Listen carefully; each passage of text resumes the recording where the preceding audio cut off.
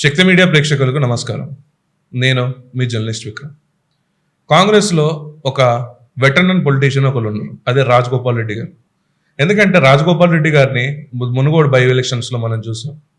మునుగోడు ఎలక్షన్స్లో వారు ఎంత కష్టపడ్డారో కూడా మనం చూసాం. దాని తర్వాత వారు ఎందుకు మళ్ళీ కాంగ్రెస్కి వెళ్ళారో కూడా ఇప్పుడు రీజన్ చెప్పారు. ఇది దేనికి సంకేతం? అసలు మునుగోడు ప్రజల వైపు రాజగోపాల్ రెడ్డి గారు మంత్రి పదవి త్యాగం చేశారంటే మీరు నమ్ముతారా? కానీ మొన్నటి వరకు నేను హోమ్ మినిస్టర్ అని ఎందుకు చెప్పుకుంటూ తిరిగారు? అసలు రాజగోపాల్ రెడ్డి గారి ఇన్నర్ మైండ్ ఏంది? అసలు ఈ వరుస కథనాలు ఎందుకు వస్తున్నాయో మనం ఇప్పుడు తెలుసుకుందాం ఫ్రెండ్స్.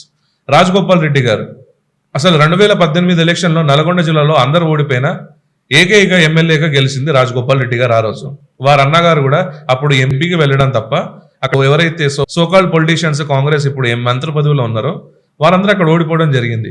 అక్కడ ఏకైక ఎమ్మెల్యేగా అప్పుడు 2018లో వీరు గెలవడం జరిగింది. అయితే వీరికి రీసెంట్గా ఎలక్షన్స్ అప్పుడు నేను ఎల్బీనగర్ నుంచి కంటెస్ట్ చేయి నీకు మంత్రి పదవి ఇస్తామని హామీ కూడా ఇవ్వడం జరిగిందట. కానీ వీరు మునుగోడు ప్రజల కోసమే వీరు వచ్చేసరికి రాజగోపాల్ రెడ్డి గారు నా మునుగోడు ప్రజలు నా ప్రాణం అని చెప్పేసి ఈ మునుగోడు ప్రజలతోనే అక్కడ మునుగోడు నుంచి కంటెస్ట్ చేయడం జరిగిందంట. అయితే రాజగోపాల్ రెడ్డి గారు మొన్నటిదాకా మంత్రి పదవులు వీరు ఆశించడం అని చెప్పేసి ఇది మీడియా సర్క్యులేషన్సా? మొన్నటిదాకా మీడియాలో వచ్చిన స్పెక్యులేషన్స్ అన్ని ఇదంతా ఫేక్ న్యూసా?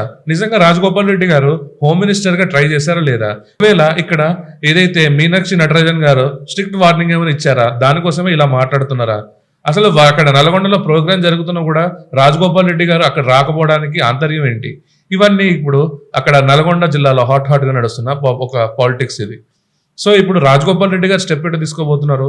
మళ్ళీ తిరిగి బీజేపీకి వస్తారా? బీజేపీకి వస్తే మళ్ళీ అక్కడ బైపోల్ వస్తుంది. బైపోల్ మొన్నటి మునుగోడు ఎలక్షన్స్ లో జరిగిన తీరే ఇప్పుడు కూడా అదే విధంగా జరిగింది అనుకోండి, మళ్ళీ ఇక్కడ ఎమ్మెల్యే ఛాన్స్ ఇప్పుడున్న ఎమ్మెల్యే పదవి కూడా పోతుంది కదా అనేసి నెటిజన్లు కింద కమెంట్ చేస్తున్నారు మొన్నటి వీడియోలో. సో ఇప్పుడు రాజగోపాల్ రెడ్డి గారు సైలెంట్ అయిపోయారా? మంత్రి పదవి వద్దనుకుంటున్నారా?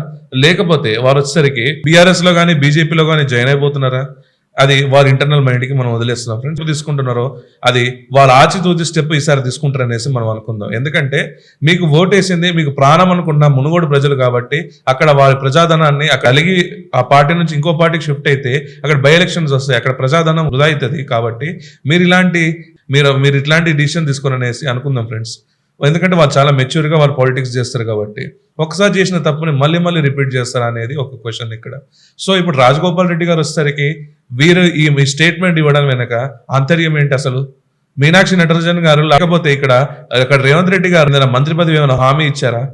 ఇప్పుడు ఆల్రెడీ ఇప్పుడు లా అండ్ ఆర్డర్ ఏదైతే ఇష్యూస్ వరుస సంఘటన జరుగుతున్నాయో ఆ లా అండ్ ఆర్డర్స్ కేపబుల్ చేసుకునే కెపాసిటీ రేవంత్ రెడ్డి గారి దగ్గర లేకపోయిందా? అందుకనే ఇప్పుడు రాజగోపాల్ రెడ్డి గారికి అది ఇస్తే దానికి ఫిట్ పర్సన్ అని చెప్పేసి హోమ్ మినిస్ట్రీ ఏమైనా ఇవ్వబోతున్నారా అని కొన్ని రోజుల్లో మనం చూడబోతున్నాం ఫ్రెండ్స్. 49సారి వారు ఢిల్లీ పర్యటన వెళ్తున్నప్పుడు ఈ ఒక రాజగోపాల్ రెడ్డి గారు మాట్లాడింది చాలా హాట్ టాపిక్ గా మారుతుంది. నేను మంత్రి పదవి కోసం ఆశించలేదు అంటే ఇండైరెక్ట్ అండ్ డైరెక్ట్ గా ఇక్కడ అధిష్టానాన్ని వీరు బెదిరిస్తున్నారని చెప్పేసి మనం అనుకోవచ్చు. సో రాజగోపాల్ రెడ్డి లాంటి ఒక మంచి పొలిటీషియన్ ని కాంగ్రెస్ కోల్పోతుందా? అదే స్టెప్ తీసుకొని రాజగోపాల్ రెడ్డి గారు బీజేపీలోకి వెళ్తారా లేకపోతే బీఆర్ఎస్ కి వెళ్తారా మనం కొద్ది రోజుల్లో చూడబోతుంది. ఈ అభిప్రాయం ఏంటి ఫ్రెండ్స్? కమెంట్స్ రూపంలో చెప్పండి.